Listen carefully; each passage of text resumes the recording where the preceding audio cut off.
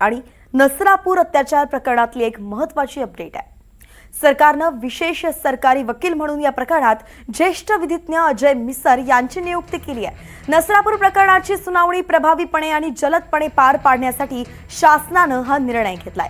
पुणे ग्रामीण पोलिसांकडून तपास वेगानं पूर्ण करून न्यायालयामध्ये पुरावे सादर करण्याची प्रक्रिया सुरू झाली आहे आणि आरोपीला 12 मे पर्यंत पोलीस कोठडी सुनावली आहे। अजिंक्य धायगुडे आपले प्रतिनिधी आपल्यासोबत जोडले गेलेत। अजिंक्य, आता सरकारनं विशेष सरकारी वकील म्हणून अजय मिसर यांची जी नियुक्ती केली आहे ती कशा पद्धतीनं महत्त्वाची ठरेल? अगदी बरोबर आहे वैष्णवी। पुणे जिल्ह्यातील नसरापूरमध्ये 3.5 वर्षाच्या मुलीवर अत्याचार करून खून करण्यात आल्याची जी घटना घडली होती, या घटनेचं पुणे ग्रामीण पोलिसांकडून 15 दिवसात चार्जशीट दाखल करण्यात येणार आहे।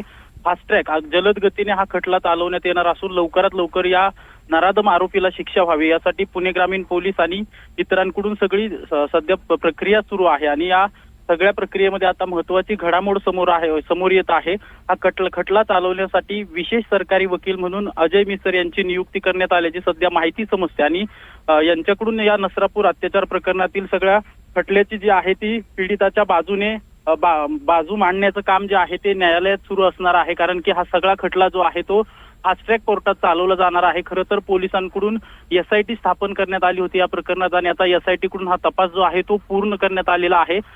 पुढच्या 2 ते 3 दिवसात या प्रकरणात चार्जशीट देखील दाखल केलं जाणार आहे आणि जलद गतीने हा सगळा खटला चालवून लवकरात लवकर या नराधमाला शिक्षा व्हावी यासाठी सगळ्या यंत्रणा जे आहेत ते सध्या प्रयत्न करत आहेत आणि सध्याची अपडेट आहे की अजय मिसर जे ज्येष्ठ विधिज्ञ आहेत ही पीडिताची बाजू जी आहे ती न्यायालयात मांडणार आहेत। वैष्णवी, धन्यवाद अजिंक्य, सविस्तरपणे आपण सगळी माहिती दिली आहे। पाहावं लागेल अजय मिसर यांची ही नियुक्ती या प्रकरणासाठी किती महत्त्वाची ठरते।